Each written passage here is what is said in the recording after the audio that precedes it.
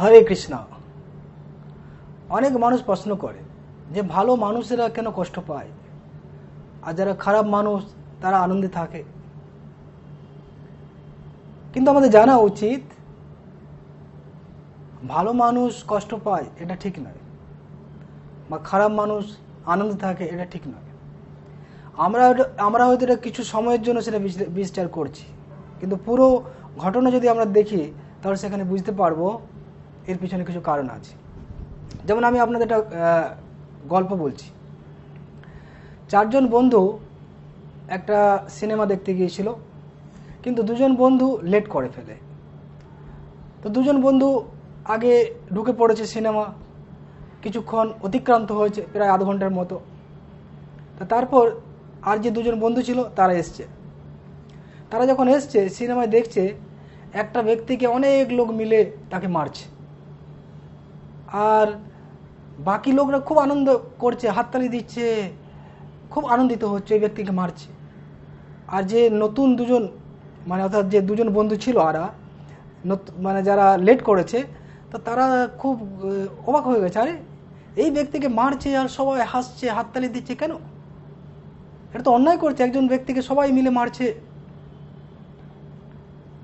কিন্তু সেটা নয়, তার আগের যে ঘটনা সেটা তারা জানে না। এই 2টো বন্ধু আগে কি হয়েছিল না, এই যে ব্যক্তিকে মারছে সে কি করেছে না, আগে চুরি করেছে এবং এটা মেয়ের উপর অত্যাচার করেছে।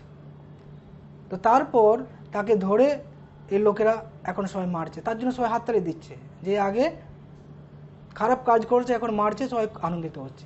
কিন্তু যে 2টো বন্ধু লেট করে সিনেমা এসছে সে ভাবছে কেন এর উপর অত্যাচার করছে। সেইরকমভাবে আমাদের জীবনের হয়তো কিছু একটা পার্ট আমরা দেখি, কিন্তু তার পূর্বের ঘটনা আমরা জানি না, তার পূর্ব জীবন সম্বন্ধে আমরা জানি না, এবং বিচার করে বসি যে এই ব্যক্তি তো একটা ভালো মানুষ, তাকে কেন এরকম মারছে, তাকে কেন এরকম কষ্ট দিচ্ছে। তাই আমাদের এই যে জীবন, এই জীবন হচ্ছে নিত্য জীবনের পরিপ্রেক্ষিতে একটা বিদ্যুতের ঝলকের মতো। তাই এই ছোট্ট সময়ের মধ্যে সব কিছু বিচার করা উচিত নয়। কোনো কিছু বিচার করার জন্য আমাদের মানে বৃহৎ দৃষ্টিভঙ্গি থাকা উচিত, তার অতীত জানা উচিত, তার বর্তমান জানা উচিত, এবং তার ভবিষ্যৎ কি আছে সেটা জানা উচিত, তবে আমরা কোনো কিছু কনক্লুশনে আসতে পারি। তো ভগবান জানেন সব কিছু। ভগবান বলছেন বেদাহং সমতীতানি বর্তমানানি চার্জুন ভবিষ্যানি চ ভূতানি মং তু বেদ ন কশ্চন। হে অর্জুন, আমি অতীত বর্তমান ভবিষ্যৎ প্রতিটা জীবের জানি, কিন্তু মং তু বেদ ন কশ্চন, কিন্তু আমার কেউ জানে না। তাই ভগবান তিনি প্রত্যেক জীবের ইতিহাস জানেন এবং সেই অনুযায়ী তাদের তিনি কর্মফল দেন। হতে পারে কোনো ব্যক্তি হয়তো খুব ভালো, এখন সে কষ্ট পাচ্ছে, বা অন্য কোনো ব্যক্তি খুব হয়তো খারাপ কাজ করছে, কিন্তু তার কোনো কিছু শাস্তি হচ্ছে না। হয়তো তাকে জেলখানায় নিয়ে গেল, টাকা ঘুষ দিয়ে, পুলিশকে ঘুষ দিয়ে বেরিয়ে গেল, কিন্তু সেটা নয়। ওই ব্যক্তি আগে হয়তো কোনো ভালো কাজ করেছিল, পুণ্য কাজ করেছিল, এবং তার যে ভালো সময় বা ভালো যে পুণ্যকর্মের যে অ্যাকাউন্ট সেটা অনেক ছিল, তার জন্য সে হয়তো খারাপ কাজ করলো, জেলখানায় ঢুকলো, পুলিশকে ঘুষ দিয়ে বেরিয়ে যাচ্ছে। কিন্তু এমন একটা সময় আসবে যখন পুণ্য শেষ হয়ে যাবে, তখন তাকে আর কেউ কিছু বাঁচাতে পারবে না, তাকে অনেক কষ্ট ভোগ করতে হবে। সেরকমভাবে কোনো ব্যক্তি হয়তো এখন কষ্টের মধ্যে রয়েছে, হ্যাঁ, কিন্তু সে সৎ ব্যক্তি, তো তাকে সেটা দেখে আমাদের নিরুৎসাহিত হওয়া উচিত নয়। তাদের দেখা উচিত যে ঠিক আছে, এখন সে ভালো কর্ম করছে, পরে সে আরও ভালো রেজাল্ট পাবে। হ্যাঁ, তো যেমন অনেক সময় দেখি যে ব্যক্তি কোনো বড় লোকের ছেলে, তার কাছে অনেক টাকা থাকে, সে মানে পুরো টাকা নষ্ট করতে থাকে। আর যে গরিব লোকের ছেলে, তার কাছে সে হয়তো যাতায়াতের কোনো টাকা নেই, হেঁটে হেঁটে যাচ্ছে, ঠিক না, বা বাসে যাচ্ছে, সে তার অর্থকে বাঁচাচ্ছে। কিন্তু এইভাবে সে যদি বাঁচায় তো একসময় কী হবে, তার কাছে অনেক অর্থ আসবে। আর ওই ব্যক্তি যে খরচা করতে করতে হয়তো তার একসময় শেষ হয়ে যাবে, সে হয়তো ওই পরবর্তীকালে ভিখারি হতে পারে, ঠিক না। তা আমরা দেখতে পাই এই জড়জগতে মানুষ এরকম, সে দেখে তার যতটা যেরকম তার পরিস্থিতি রয়েছে সেই অনুযায়ী সে খরচা করে, ঠিক কিনা, এবং সে আস্তে আস্তে তার জীবনে সংগ্রাম করে আস্তে আস্তে অর্থ উপার্জন করে। এরকম নয় বড় লোকের ছেলেকে দেখে সেও সেরকমভাবে তাকে অনুকরণ করে, করে না, ঠিক না। সেরকমভাবে যারা বুদ্ধিমান ব্যক্তি, যারা খারাপ কাজ করছে তাদের দিকে সেটা অনুসরণ করবে না।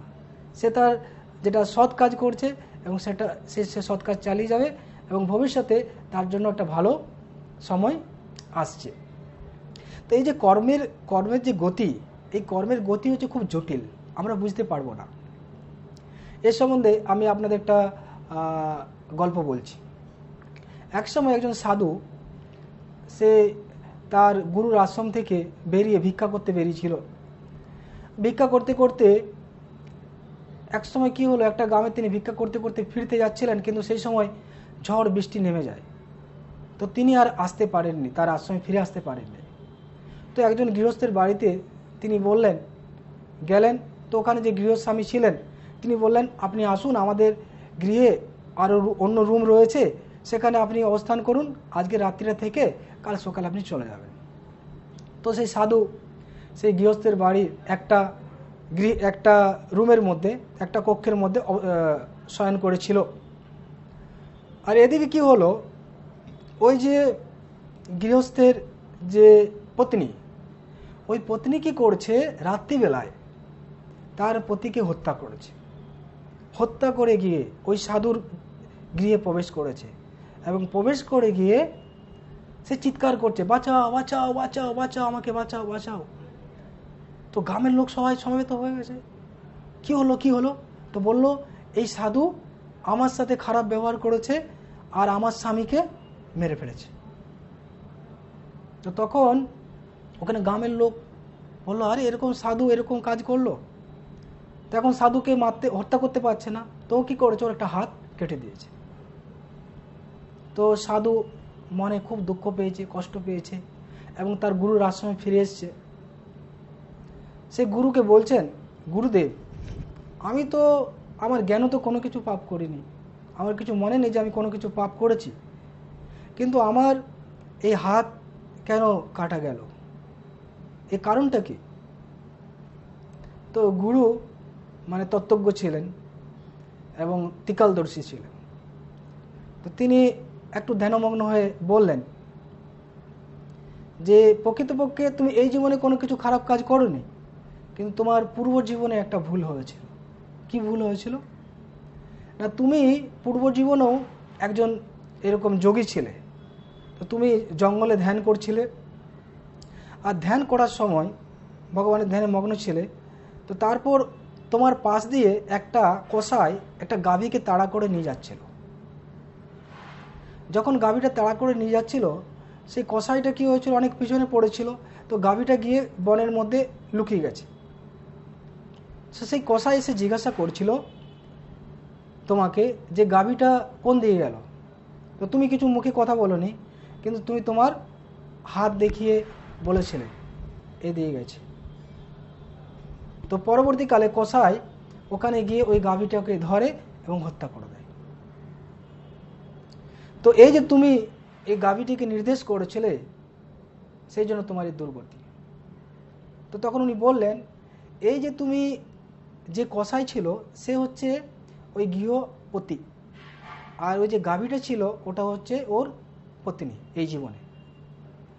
তো তাই যেহেতু গাভীকে সে হত্যা করেছিল, এই জীবনে তার পত্নী তার পতিকে হত্যা করলো, তার এটা বরাবর মানে ঠিক হয়ে গেল।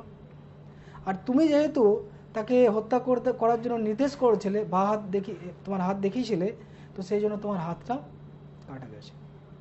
তো তাই দেখুন, এই যে কর্ম আছে, এই কর্ম গতি খুব জটিল, কিন্তু অবশ্যই আমরা যা কর্ম করছি, ভালো করলে তা ভালো ফল পাবো এবং খারাপ কর্ম করলে খারাপ ফল পাবো। হতে পারে এই জীবনে না পেতে পারি, পরবর্তী জীবনে পেতে পারি, বা তার 10টা জীবন পরেও পেতে পারি। কর্ম যে আছে, এই কর্ম এরকম নয় আজকে কর্ম করছি কালকে আমি ফল পাবো। শাস্ত্রে বলা হচ্ছে কি, কর্ম কিভাবে ফল দেয়, অপারব্ধ ফলং পাপম কুটং বীজং ফলন্মুখ কমে নৈব পলিয়তে বিষ্ণু ভক্তি রথাত্মন। শাস্ত্রে বলা হয়েছে যে কর্ম হচ্ছে কি দুটো কর্ম আছে, একটা অপারব্ধ, একটা পারব্ধ। পারব্ধ মানে যেটা আমরা ফল ভোগ করছি, যেমন ধরুন আমরা এই যে পিতামাতা পেয়েছি, যেরকম কোন পরিবারে জন্মগ্রহণ করেছি, আমার রূপটা কীরকম, এটা হচ্ছে পারব্ধ। এটা আমরা সহজে চেঞ্জ করতে, এটা চেঞ্জ করা যাবে না, এটা পারব্ধ কর্ম। কিন্তু অপারব্ধ যেটা এখনো ফল ভোগ হয়নি, যেটা ফল ভোগ হয়নি সেটার আবার স্তর আছে। সেটা কীরকম না কূট, বীজ এবং ফলনমুখ। যেমন কোনো কিছু ফসলের বীজ থাকে, সেই বীজকে কী হয়, গোডাউনে রাখা হয়, সেটা কূট।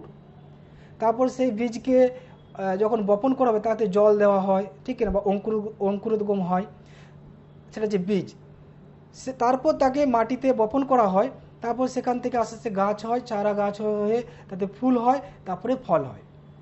তো সেরকমভাবে আমাদের অনেক কর্ম আছে যা এখন গোডাউনে রাখা আছে, তারপর সেটা বীজ হবে, তারপরে সেটা আমাদের যখন ফলনমুখ হবে, আমাদের শরীরের মধ্যে বপন করা হবে, তারপর সেটা আস্তে আস্তে যখন ফল দেবে তখন হয়তো আমরা কোনো কিছু রিয়াকশন আমরা পাই এই শরীরের মধ্যে।